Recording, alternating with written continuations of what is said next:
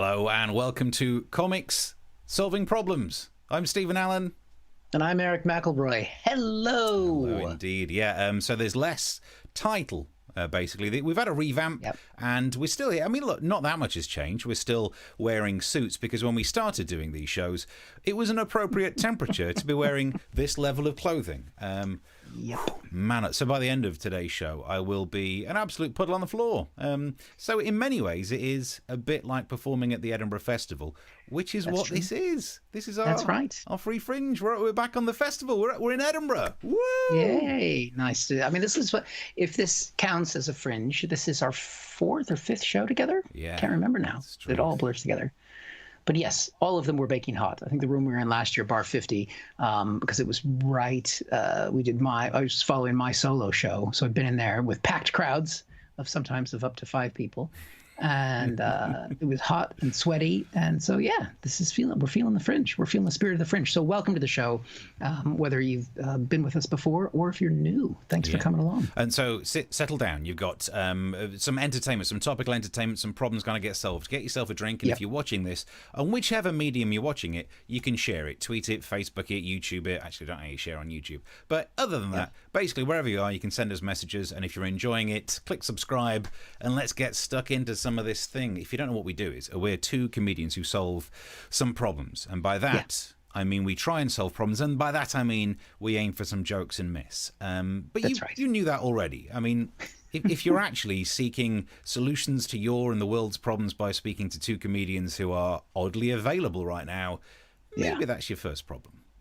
Yeah, it is. And then the first problem we're going to tackle is one that we've had to address with the changing environment, because as you said, not only was it much cooler when we started the show temperature-wise, but we were in lockdown, in quarantine. And so we called the show Comics in Quarantine Solving Problems. But of course, we've started to come out of quarantine. And so one of the problems that we faced as a show was, what do we call ourselves now? Because it's not even like, because we realized straight away it shouldn't have been called that. It should have been lockdown because we weren't in quarantine.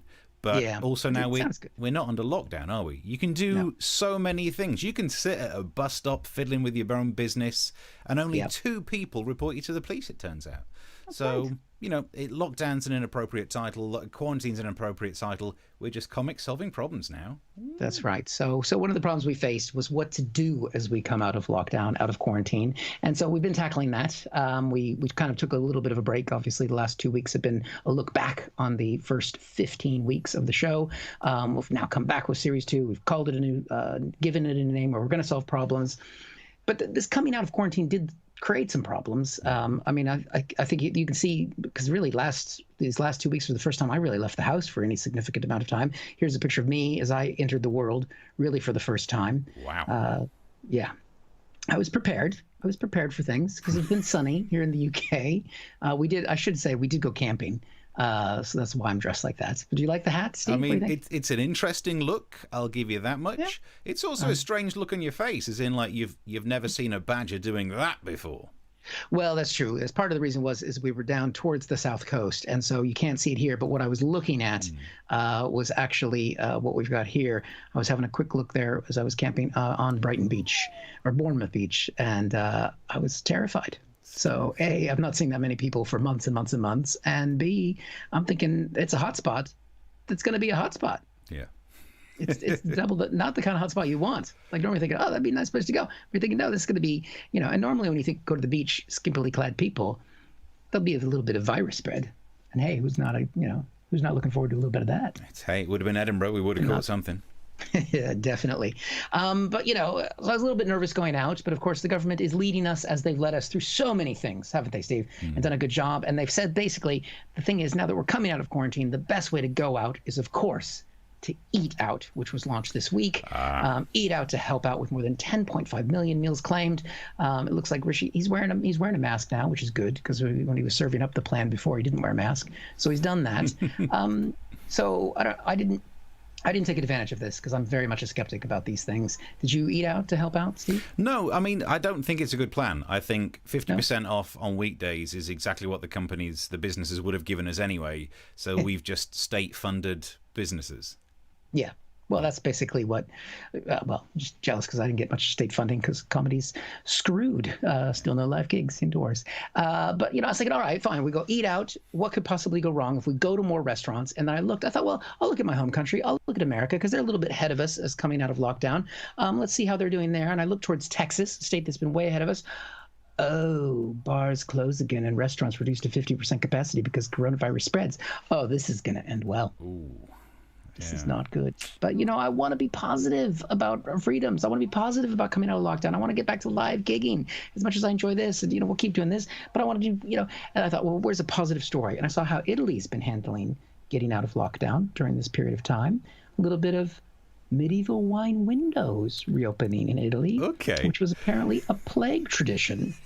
So it worked for the bubonic plague. It'll work for COVID-19.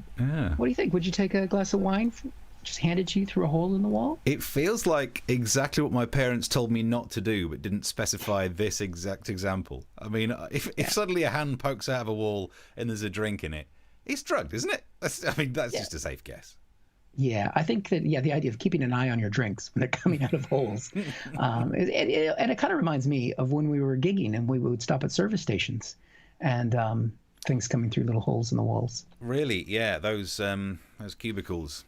I saw one of those things drilled into a cubicle toilet petition, and it was so low down. I actually remember taking a picture of it and tweeting it and being like, well, I guess, leprechauns exist and they really enjoy the memory services, You are so anti-height, or so anti-unheight. No, it was so low down.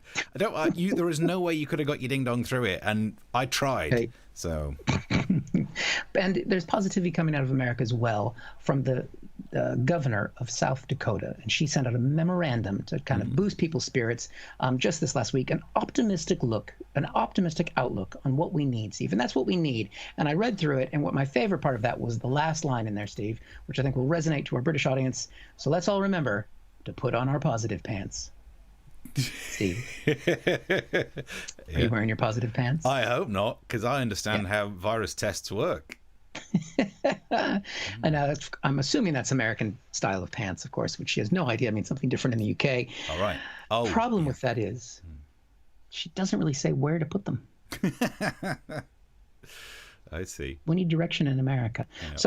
Yeah. So that's the problem we've had is coming out of quarantine. I think we've nailed it. Yeah, I think we're doing all right. I mean, look, if she is asking, are you wearing your positive trousers, as we would say over here, good God, no. It's been 36 degrees. There is nothing on the lower half going down here. Plus, I mean, with the weight I've gained in lockdown, I don't fit into any of my trousers right now. If I had to start, there's a possibility I might have had an outdoor gig at the end of the month, and I was starting to debate whether or not I have to go buy new long trousers. Because I've got 2 pairs of shorts that have got, elastic waist. Yeah. But the elastic waist is like the opposite of a boa constrictor in that it gives you space, and then when you occupy it, you can never go back. It lulls you into occupying the space in your trousers that you never thought you had. Don't do it. It's a risk. I have no idea what it's going to be like when I start gigging again. I might still just go, trouserless on the bottom half. I'm not afraid of getting a cheap laugh. And these days, that is what these pins would get. I'd be all right with that. And so, by the way, while we're solving the world's problems, which are presented to us through the news, we can also solve problems from the world that you send us. Any news stories you want us to tackle, send it in the comments, email us afterwards. Also, don't forget you can subscribe. We'll get you subscribing to the YouTube channel. It's all official and shiny. YouTube.com. It's a new little thing there with our new logo. So well done. /comic solving problems. When I press this, should disappear. Hey! And Steve's had some time on his hands when Eric's been away. If you've got any problems, message through. We'll try and fit those in the show as well. And if you enjoy the show at all, we'll give you details on how you can throw a tip in our direction to keep these lads afloat. But while we're dealing with problems that aren't necessarily quarantine related, look, masks are still causing problems. Not necessarily for everyone. I love a mask. Don't get me wrong. I enjoy wearing one. Earlier today, I went out for a drive in my mask. I know you don't have to wear a mask when you're driving on your own, but I like it because it means I can swear at the other drivers and they can't even read my lips. So, I'm really getting into the road rage. But some people are very upset about masks. Well, I suppose the people who don't wear masks are upset about masks. The people who wear masks I don't know if they're upset or not, because it's difficult to tell. You can't really judge someone's emotion when all you can see is their eyes. And that's why, and like no other show is talking about the big issues. Yes, wearing a mask might save some lives, but not being able to read someone's face is really going to ruin playing poker. Yeah. It's going to impact the way that you enjoy it. You're going to end up with games like this. All right, I'm all in. You've got to tell. No, I haven't. High tech, eh? That's nice. Went out today trying to see if I could buy one of those visors. Couldn't, but I could buy a 2-litre bottle of water and make one yourself. So there's a tip. Good. We should do that as an instructional video for later. But yeah, masks are causing problems. There's a headline from the Metro: anti-mask mob mock shoppers. Now this is a bunch of protesters who went through a shop, basically shouting at people, saying, "Take that mask off." This is not just people saying, "I don't want to wear a mask." They're trying to stop other people wearing it, which makes me think they've really not understood the stakes here. Because if other people wear masks, it keeps you safe. So you should want other people to wear it and you not to. It's like when everyone talks about herd immunity and all you need is 95%, everyone thinks everyone else should be the 95%. But their point of view is that no, if you wear a mask, you are too compliant. If you wear a mask, you're a patsy for the state. If you wear a mask, basically you conform too much. You know, like this guy. So when it comes to masks, apparently it makes you too much of a weakling. This group, they've called themselves, and this is one of the many things to hate about this group, they've called themselves Stand Up X. As if it's not bad enough that we don't get to gig, other people are nicking our hashtags. Darn it. I wanted to be able to call that. Also in the same story, look at this bit. Apparently they were walking through Morrison shouting resist. Oh, I know. Do not let me near that bakery aisle because, 5 slices of Rocky Road. Why, that's 1 each for me over the next 5 minutes. Thank you, Morrisons. So you got to try and push back. The protesters involved, they've been trying to stop other people wearing their masks. It's getting angry, and I don't understand why we have to have more anger involved. So I'm joined on the line now by one of the gang members. Hello. Hello, Steve. We've pixelated your face. Why did we do that? Oh, that's because I wanted to protect my identity. Well, surely people can see that when you're walking through a shop protesting. Oh, yeah. Well, maybe the next time I do it, I'll wear a mask. Don't. The kind of people we're dealing with. Thank you very much, protester, for joining me. So when it comes to masks, there is one news story which I think we need to tackle as well. Hopefully you're wearing yours. This one is the world's most expensive one. It's a face mask covered with 3,600 diamonds, cost $1.5 million. And do you know why they made it? Because sometimes people are shits. There is nothing quite like a time. It's going to be a global recession. People are losing their jobs today. Headline, working Debenhams. Guess again, you don't. And then someone goes, oh, I'm going to have to spend 1.5 million. I wouldn't be seen dead in anything less. And given this pandemic, I might be seen dead. So, no, you don't need to spend that much money, give that much money to help people out during this time, and just wear a mask. In fact, you don't even need to wear a normal mask. You could just improvise it. We've improvised masks on this show many a time. Yeah. It turns out there is a genius when it comes to mask improvisation. Is this guy. The tech tycoon John McAfee claims he was arrested for wearing a lacy thong on his face instead of a mask. And I just want to say this guy's a genius. There has never been a quicker improvised reason for why there's a pair of lacy knickers on the back seat. That's my mask. Yeah. The things you do to get away with it. Do you know the name McAfee? Yeah, of course. I never know the if cybersecurity expert made millions. Yeah. Do you say McAfee or McAfee? I never knew which way it was. Oh, maybe it's McAfee. Yeah. McAfee software. I don't know. Since I switched to Mac, I don't have to use that Windows-based software protection anymore. So I've just left those days behind. Well, turns out, yeah, you're right. He's the person behind the virus stuff that a lot of us use. Now, I know I'm clever enough to realize there is a difference. He is an expert on computer viruses. Coronavirus is a human virus. And I know not to confuse the two. You should never group together technology and humans. I mean, what kind of an idiot would ever group them together in a bunch like person, woman, man, camera, TV? I don't know what kind of idiot would ever do that. But I think he might be onto something. Maybe knickers is the way forwards, because McAfee wore his thong over there. Yeah. Then Kaspersky, was a picture of him just with a G-string, just really cutting down there. And then Mr. Free AVG he went commando. But he did send you regular emails asking you to buy pants. So that's what you get with the free one, isn't it? So how do we solve the masks? Seems like you just pick up a pair of pants, stick them on your face, and stop moaning about it.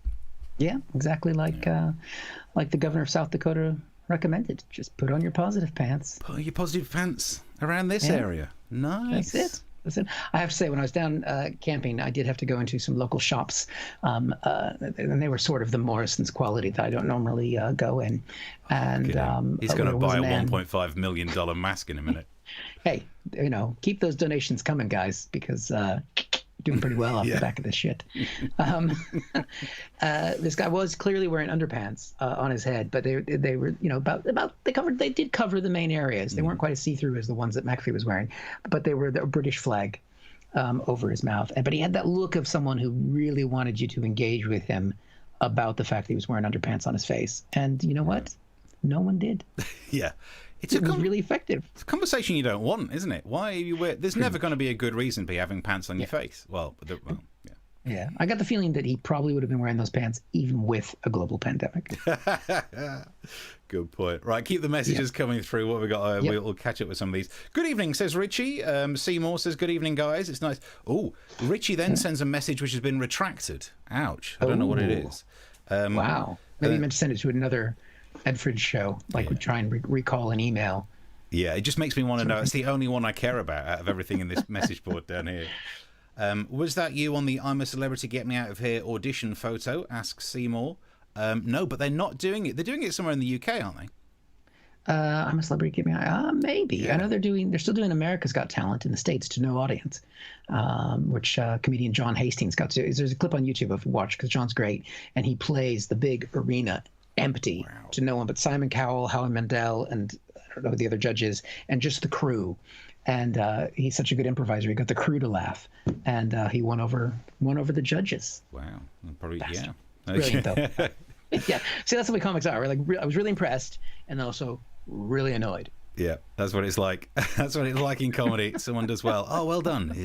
You bastard. Keep the messages coming through. So wherever you're watching it, you should send some through. We've got some tweets to do at some point. And if you enjoy the show enough to chuck some money in our direction to keep us afloat, there's the link to, it should be below wherever you're watching it as well, but jokepit.com/fan page/ Oh, it's still got the CIQSP. We'll deal with that. That link still works. We have not rebranded the payment link yet, just in case people had that historically, and which is nice because in Edinburgh we did free festival shows, which were appearing on here, where we would have to do a bucket speech at the end of the show, whereas people left. We would say, "Would you mind chucking some money in there if you think I'd buy these guys a drink? It'd be £5 for each of us because we both drink, and so on." But how wouldn't it be nice if during the actual Ed Fringe in the future we could just flash up a little buy us a drink during the show, like a big punchline, buy us a drink. Well, the way things are going, the amount of technology I've had to learn during this lockdown and doing all this stuff, I think we can do it next year. Yeah, we can. There we go. Before we move on, a couple of more messages. Mark says maybe it was the brown streak on the underpants. Thank you for that kind of level of mental image. Oh, man, I used to do jokes on stage, and still do sometimes, about having, because they sell boxer shorts with the tube map printed on them. And I used to do a bit about, oh no, why are there two Bakerloo lines? And it just repulsed people so much that I had to drop it. And Richie says, sorry, Steve, I thought I was texting into Time 107.5. Those were the days. Do you remember when I used to be employable? Yeah, I remember when you had jobs. Wow. Yeah, wow. Good times. But anyway, right. Well, one of the problems that we had was a problem of taking a break, and we missed some stories while we were gone, but we did. We're catching up on them now. So this is one of the favorite ones. We want to have a look at it now, and it was also sent to us by a viewer. So we're on the same page, and it was one of the most beautiful headlines that I've seen. And of all the stories we missed over the last 2 weeks, this was the one I knew we had to cover, and that is Cheeky Boar leaves nudist grunting in laptop chase. Wow. It's got amazing story. Before we move on from that headline, though, I mean, somebody had fun writing that headline, didn't they? I mean, there's some thought put into that. Because how do you decide that the boar is being cheeky? Because, I mean, this is in Germany where apparently the boars run wild and free. Like we have foxes in London, they have boars in Germany. I guess because they're on the continent and they have actual wildlife. And because you don't in the UK. Well, you know that, right? Saw a cow in a field the other day, so... No. Sheep. Nothing. Badger. I've lived for 20 years. I've never seen a badger. I don't think they exist. Never seen a live one, unless people are bringing in dead ones and just leaving them by the side of the road. Yeah, Could be. The most wild thing around me are my kids. Anyway, so this boar basically ran through a park where it was sort of clothing optional, and it grabbed somebody's bag, and somebody chased it. And I think part of the reason they had cheeky in the headline was because this was the picture that came with that headline. Oh, there's some cheeks right there. Cheeky boar. I don't think it's the boar that's cheeky. It's the man who's lost his laptop, which was apparently what was in the bag. So he's going full tilt to get it. And it's just beautiful. It's a little herd of boar there. Yeah. And, you can see the people in the background enjoying themselves because it's in Germany. To them, this is high comedy. They don't do stand-up. They just get the boars loose and put some meat on a laptop. I mean, if you're going to run after a laptop, we've got another image, I think, of this as well. There's another angle here, as it were. Why have they blurred that one digitized. Out? Yeah. I don't know. This one, I mean, he's going full tilt. I think what kind of laptop is worth running naked for, Steve? I mean, I used to have a Sony, and that was quite expensive back in the day. I mean, definitely if it was a MacBook Pro, you'd run after that. I mean, now I've got a Chromebook. I mean, keep it. You can fucking have it. I'm not going to go for that. But this was the third. They blur out his ass, but not the pigs. That's nice. I know. look careful who you're calling a pig in this story, okay? It's a boar to you. That's the preferred term. I've just misgendered a swine. Now here it looks like the boar's got his foot in a box, or else they've covered up his foot. I don't know, maybe he's got a tat. Doesn't want. They're really not good at covering up the nudity, are they? But look at that. He looks like a toddler. This belly, the man. I mean, this picture's so beautiful. Yeah. This is the problem with taking a break, is that we can't ever take breaks again. That's the problem we have to solve. There's no more breaks because we miss things like this. What I like is all the people around him looking on, doing nothing to help. All those people just watching this man run buck naked, which he was allowed to be because it was kind of a place where you were allowed to be clothing optional. Well, this is the thing. I'm looking at that, though, and I'm realizing it's not that popular to be naked around there because everyone else seems to have remembered clothes. Well, would you want to have your bits hanging out with boars running around? Yeah. I mean, do you know what I mean? He's got a grip there on that laptop bag. And it was, watching that and looking at the man's image there, I thought, you know what, that does remind, the way he's running after that boar, just the way he's standing there, it reminded me of something from back in the late 80s, early 90s in the U.S. And I thought, I've seen this guy before. And I think we've got a picture of it right here. There he is. Look at that. That's him. He's got a laptop in his hand. Yeah.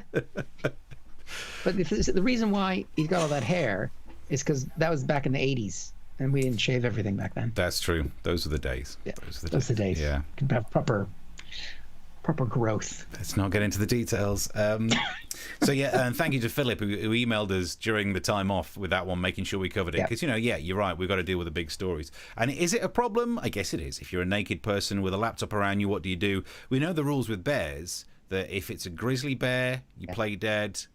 No, if it's a brown bear, you play dead. If it's a grizzly bear, you are dead. I can't remember which way it is. Bear, I think you're dead. Yeah. If it's a polar bear, strip naked. No, that's going to be cold. But if a wild boar nicks your laptop, it's a tricky one. That's why I think the solution to it is always take your desktop computer with you. It's a bit more carrying, but that boar's not going to nick it, is it? But you do have to be careful. Look, I want to be serious. We're making light of things, and that's what we do. We chat about stuff in the news, and we make light of it. But you do have to be careful because it's not just boars out there. If you're going to go and spend time in the woods, there are many things to watch out for, as we learned recently from the BBC. And Greenwich Park is one of the oldest enclosed of the royal parks. And look at it. Fabulous. The sun is beating down. We've seen lots of doggers. Excuse me? How long were you stood there watching that? Surely it's too hot for dogging, isn't it? This is the wrong weather for you. That is, social distancing rules apply. It's one of the best things the BBC has ever done. In fact, do you know what? Should we watch it again? Just for a little bit of enjoying it. And Greenwich Park is one of the oldest enclosed of the royal parks. And look at it. Fabulous. The sun is beating down. We've seen lots of doggers. Well, that's nice. And it's 7:58 in the morning as well. I mean, normally you think about that as a late night thing. Yeah. But in the morning, that's commitment, or else you've just been at it for too long. Exactly, that's the thing. I mean, you know what it's like. Dawn happens, the sun comes up, and you take a look at who you've pulled. Oh well, dogging is as dogging does. Let's have a look at some of the messages coming through. Yep. Azrael says, "Don't you check the chat?" Clearly not. Not often enough. That message popped up while I was reading the ones out from YouTube. So I like that's sort of meta, isn't it? If Yeah. you read chat that says, "Don't you read the chat?" I think it's a new level of interaction that we have there. Yes, we sometimes do. It's one of the problems that we have. Yeah. Satoshi says, "If it's a hungry bear, you're dead." Good tip. Good pro tip. Good tip. Yeah, unless it's eating a laptop. I'm a Celeb is being moved to a ruined, haunted Welsh castle. Is it? Oh, I mean, apart from haunted's not real, but maybe you can tune in and watch the ghost of some of those people's careers. Haunted Welsh castle sounds like some sort of euphemism or something. I don't know what. Let's have a look. All right. Anything else? Like, yeah, I don't think I see any on this side over here. We've got them all over the place these days, haven't we? Look, they must have been up early. Oh, Mark says that. I see what you mean. Do you mean the penises of the doggers? Yep. The penises, the penises of the boar. Actually, I think in Germany they call it boring. Look out here, people have been boring, but they bloody have. No wonder they use a laptop. Ooh. Oh dear. And I like the way it's teaching youngsters how to steal. Yes, from naked people. Wait a minute. No, bad advice. Keep the messages coming through, and if you're enjoying the show at all and you'd like to put some money in our pockets, you can buy us a drink down there. Yep. The link is below the video. Yes, thank you very much for that. Right, what are we on here, Steve? Oh, I think you've got a problem for us, don't you? I've got a problem. My problem is obesity, and that actually is part of the problem. Yeah, I'm admitting it. Well, look, here's the news that obese people may be told to stay at home if a second wave hits. And I think we can all admit we've all gained a little bit of COVID weight. It was going to happen. We were told to exercise once a day, but told to eat there's no restriction on how many times you can eat. Plus, you could eat as much as you want, but you are running low on toilet roll. Now, more going in, less coming out means weight gain. I'm not a scientist in that regard. I'm not a doctor. But look, did you gain some pounds, Eric? No, yeah. I gained some pounds. Everyone's a little bit bigger, including the guy that we saw earlier on today's show. Even this guy podged out a bit. Wider face and V for Viennetta, which is my favourite joke of the entire show. That's as far as I might as well quit right now. But look, I know I've got some problems with some weight. I checked out my BMI, body mass index, and it wasn't a great number. So I redid the calculation, got the same number. Unfortunate. Did it a third time. Same. So it was like best out of 3, and it was all 3. Then I did some Googling to see, is BMI really a good way to measure how fat you are? And loads of people online say it's not. It's a terrible system.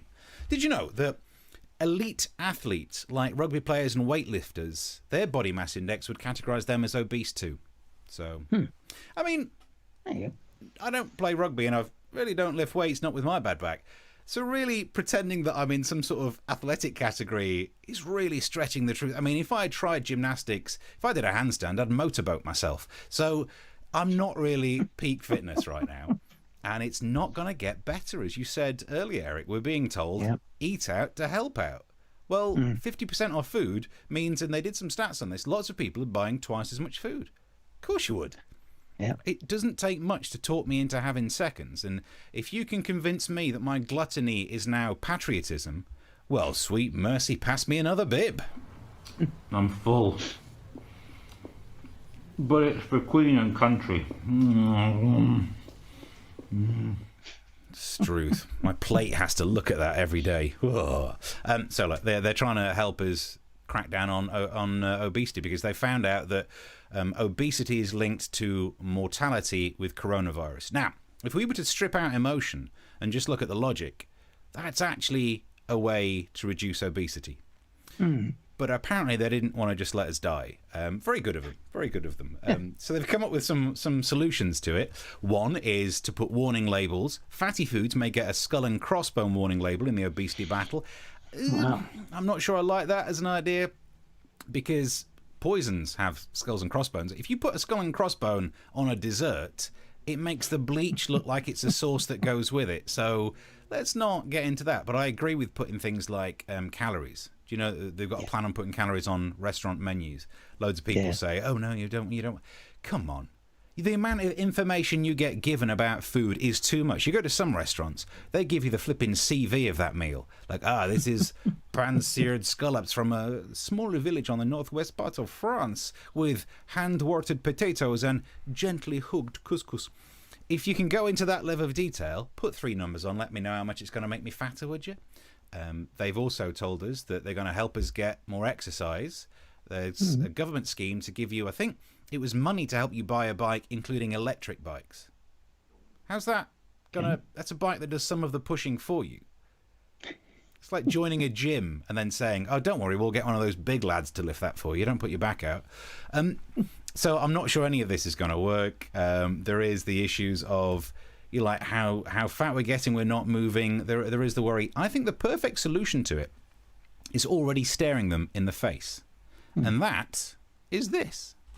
The idea is that obese people, if there's a second wave, might have to be forced to stay at home. Well, if we're forced to stay at home and the government for those 3 or 4 weeks cancels all food deliveries, you've just solved the problem. So we actually have solved the problem for once. Admittedly, look, there's a lot of talk about doctors telling you that you're fat, being, what's the phrase, frank. They reckon your doctor should be frank and tell you you're fat. Yep. Some people call this fat shaming, and I don't think it is fat shaming because it's confidential. Doctor-patient confidentiality means they'll only tell you. It won't be that as you leave their office, they'll shout through the reception, "Make way for fatso!" They're not allowed to do that. And also, you're the only one who gets told. So you can pass on any information to your friends and family. You don't have to tell them the truth.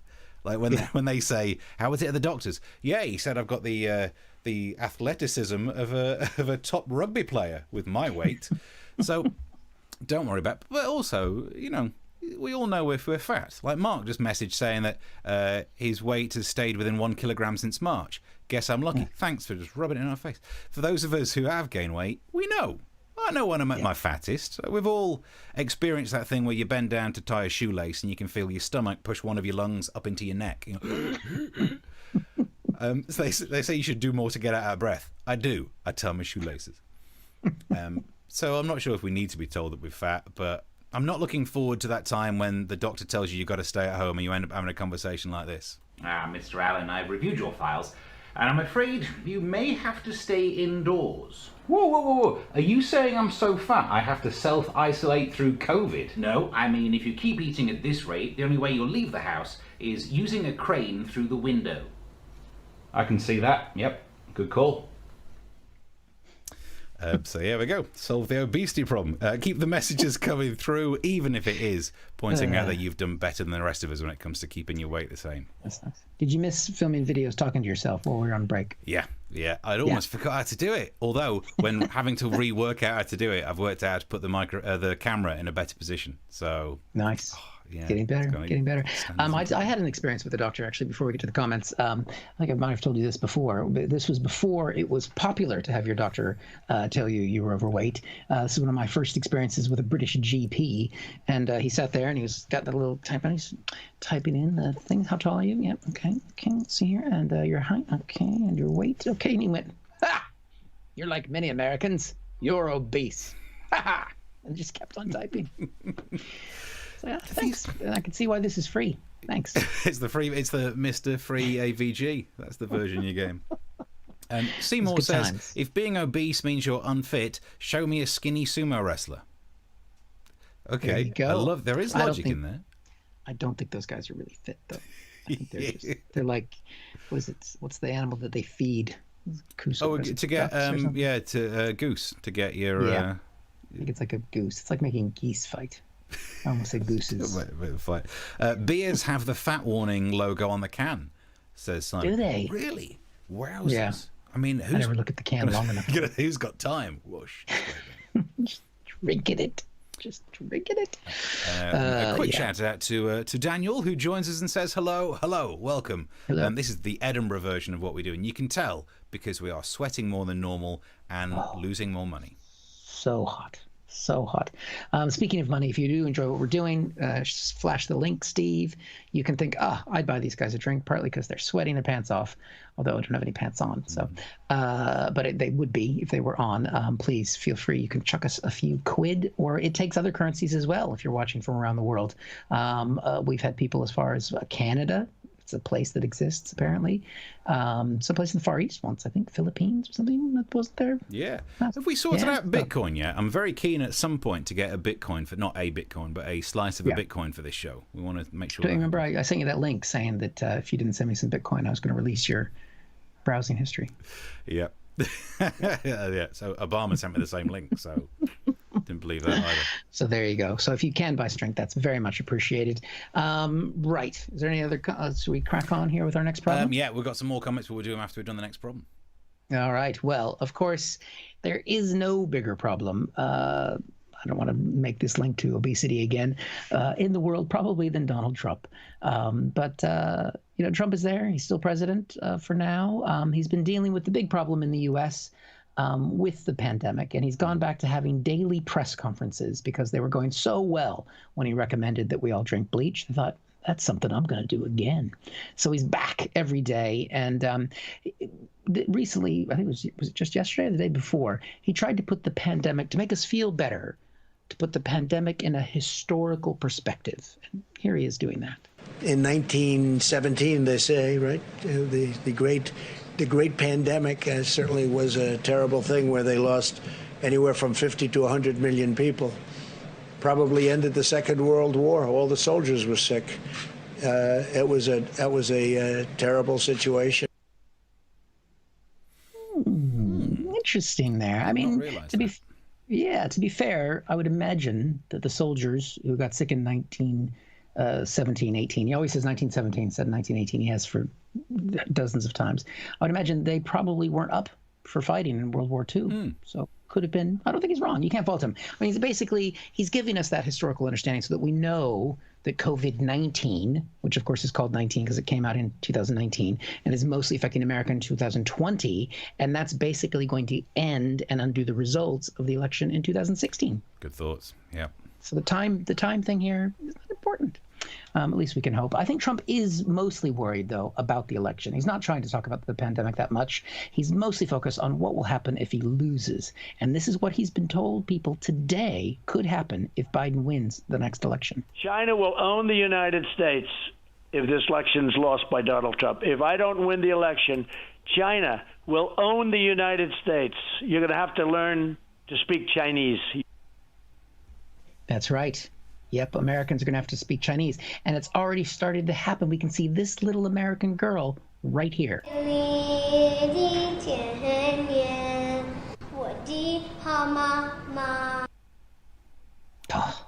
just God, I mean, what could be less American than speaking a second language? My God. That's why I live in Britain, because you don't speak any other languages either. Now, you think, who is that kid? Who's allowing their kid or their grandkid to learn how to speak Chinese like that? You can see right here. Trump played this video of his 6-year-old granddaughter who is learning Mandarin from her Chinese nanny for the Chinese president. President Trump's granddaughter. Now, I wonder, Steve, where did she get the idea that she should learn Chinese? And I think we know. We can see it here.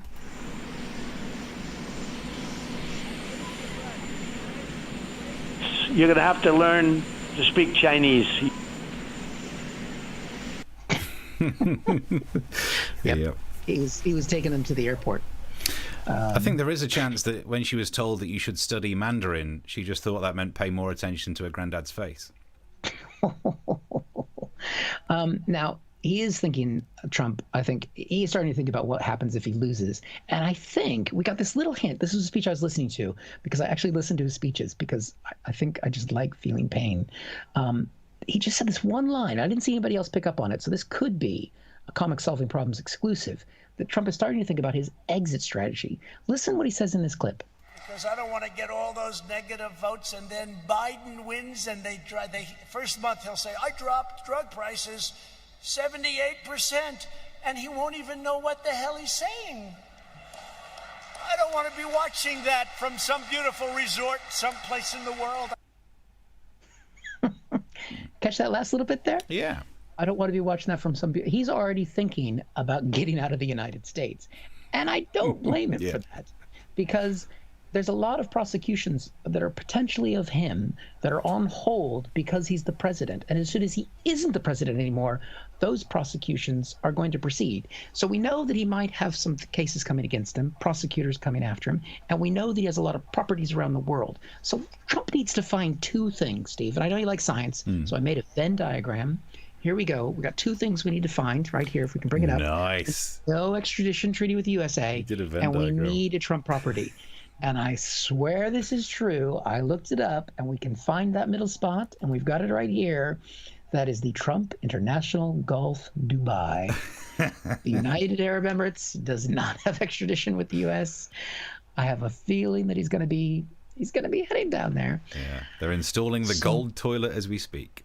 That's right. So, yes, there were so many things to cover, Steve, in the last couple of weeks of Trump. I mean, that was a problem, but he is a problem. And I think what we're going to be doing, we're going to be covering it every week now, because we've got how many days till the election? I think I've got it here. We have got 89 days left until the U.S. election. There is a numeric way to say that, a non-numeric way. There is a non-numeric way to say how many days are left to the election, and that is not soon enough. Good point. Well made. Yeah. Wowzers. It's interesting. So interesting. You covered a lot of Trump stuff, but you didn't deal with him being smuggled out of the room because a gun went off. That just looked like great PR to me. And you didn't deal with the fact that he wants to try and get his face on Mount Rushmore. Well, it's difficult to choose. I mean, there's one thing about him complaining that people are going to learn Chinese when his own daughter has already been indoctrinated, like the Manchurian Candidate herself. I mean, it's just hard to cover. And the thing with getting shot at, the gun thing, you don't want to do anything that might engender people say, oh, you shouldn't joke about the president getting shot and stuff. But I mean, I don't know. It did seem like there was a shooter outside, so they took him out of a room. It felt like they made him nearer the shooter, because he was definitely inside that room. And, just saying, maybe not everyone in his staff likes him. And when it comes to the issue of him wanting his face on Mount Rushmore, maybe not. It's not the right time. I think we're actually taking down statues of people like you. So, good luck with that. And look, politically, is it right to put him there? I don't know. But in terms of geology, you'd be better off picking an area where the natural rock is a sandstone, because you'd get the colouring would be right. So look, there are many. I'm sure we can deal with this more in future episodes. Some messages coming through. Dan says, "Is drinking bleach not safe? Should I stop?" You've got to mix it down with some sort of, maybe a bit of milk in there. Just do like an acidic Russian or something like that. And then Stephen Leatherdale says, "Just in case Rich is correct, is the time tunnel year 1972?" Oh, I do remember when I used to have a job. I used to be a radio presenter. Yeah. Good times. That's it, really. You still got the voice. You still got the radio voice. Yeah. Just nowhere to radio. So this is what we're doing here instead, filling up your time. Keep the messages coming through. So I'm looking. And we've got a drink that's come through as well. So thank you very much for somebody who's bought us a drink on Joke Pit. And Steve's going to flash up the banner there. So if you'd like to head there and get a little drinky poo for us, we appreciate it. And if you don't want to buy us a drink, just remember I got a puppy and it's hot out there. Does seem like a threat. Does seem like a threat. Mark says, why would Trump go to Dubai? It's hot there. His tan would run. That's a good point. You'd have to wear a bib all the way around him, just in case. You keep the messages coming through wherever you're watching it, and don't forget to keep sharing the show. And yes, if you're enjoying it, the link's down the bottom. We'll take it off for a while as we move on to, I think, our final story. Yeah. Final topic. So this is about congratulations to some people. I want to be positive. So it's a problem. But also, let's start on the positive note. Congratulations to the school kids of Scotland who got the grades that they wanted. And then commiserations to the same school kids who, so close. Darn it, if only you'd worked harder. But then another congratulations because they were given back to you. It's been a fun time for you, hasn't it? Tens of thousands of Scottish pupils have exam results reinstated after outcry. And if ever you wanted evidence that there is a problem in this country about the class system, it's what happened with that. So because no one can get near exam halls to do exams, they thought they'd get the teachers to assess what they thought the grades would be. And at some point, some people went, is this? children from the poor schools are doing as well as the children from the middle class schools. No, this can't be right at all. No. Because this wouldn't be fair to all of those parents who have spent their hard inherited money sending their children to better schools. So we'd better make these poor people have worse grades. And it got to the stage where if you went to a school that tended to not have great results and you were predicted to have good results, they were like, nah, not for you. No, not in this world. And the defense for it was, well, yeah, marking down the grades of the poorer kids might not be fair to the poor kids, but neither is the education system. So we kind of got it right. Wowzers. But it's been changed now. I know it almost doesn't matter. If you are someone who's recently got their GCSEs or higher or whatever the flipping results are coming out, there's one thing I can say to you, whether you got the result you wanted or the result you didn't. It really doesn't matter. I can barely remember what I got for the GCSEs now. You need them for like about 3 weeks, and then it's all going to be blurred over because of COVID anyway, so don't worry about it too much. If anything, I do think I wish I'd have seen this coming earlier, because I could have applied to resit my French GCSE, and then they just would have given me a nicer grade. I finally could have got a good result for that GCSE, but I missed out, and that's life. Or as they say in French, comme ci, comme ça. The ouais, les syndicats d'initiative. So now you're just being fancy. I already said I don't speak other languages. It's just stuff I remember from the third year. Où est la piscine?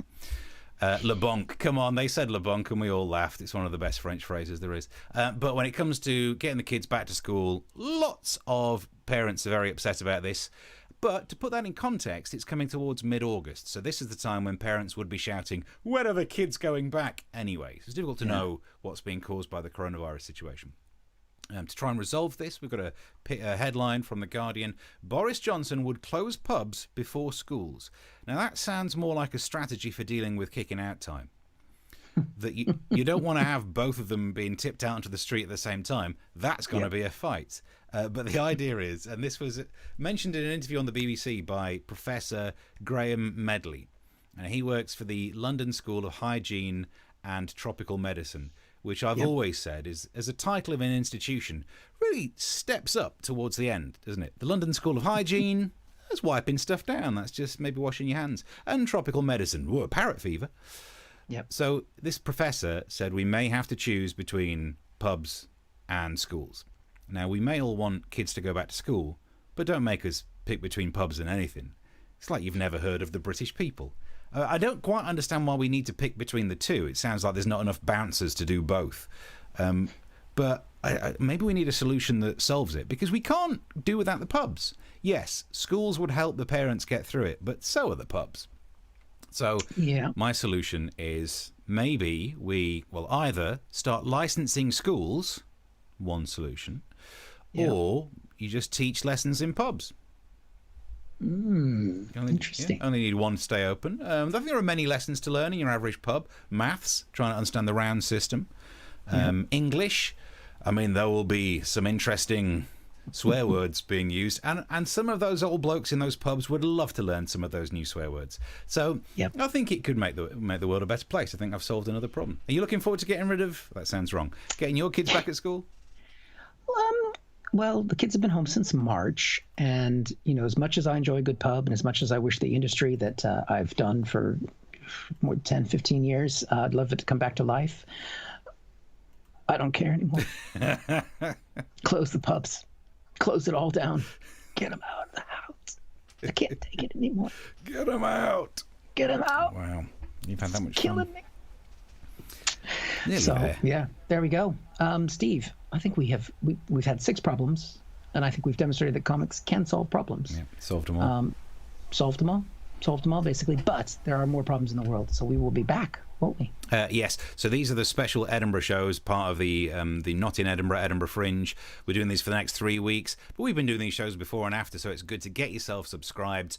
We will be broadcasting youtube.com/comic solving problems, or pretty much wherever you're watching this right now. Click subscribe and send it around. We'll be back with you for that. If you've enjoyed the show in any way, you can also pop some money in our back pockets and then give us a little tap on the ass.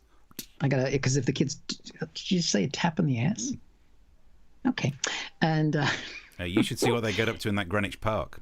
It is hot in here. And also, if I do have to send the kids back to school, I got to buy school uniforms, and they've both grown, which is fucking irritating. Have you been feeding them again? It's your own fault. It's just, yeah, I know, but that's what the government said to do. You know, someone's saying like, "Oh, I've got to repot the plants again because they've been growing." Well, same thing. I know. If I've eaten less, they've eaten more. Yeah, please feel free to, talk about the show. We'll be back. We're going to be back as part of the Free Fringe on Thursday at 9:00 in the UK. You can like it. You can share it. You can follow us. We got a new Twitter account. Follow us on Twitter. We've got, but also we've put our in the redesign. We've put our Twitter handles on screen as well. Handles, yeah. I don't know. I never know which side to point on. Nope, it's the other side. Shit. Lead in with both, and then just let the other hand go away. Crossover. But yes, I think that's we got to go. We've run over. But thank you for joining us as part of the Free Festival. It's been fun to be here. We will see you on Thursday. Yep, Thursday, 9:00. Till then, bye.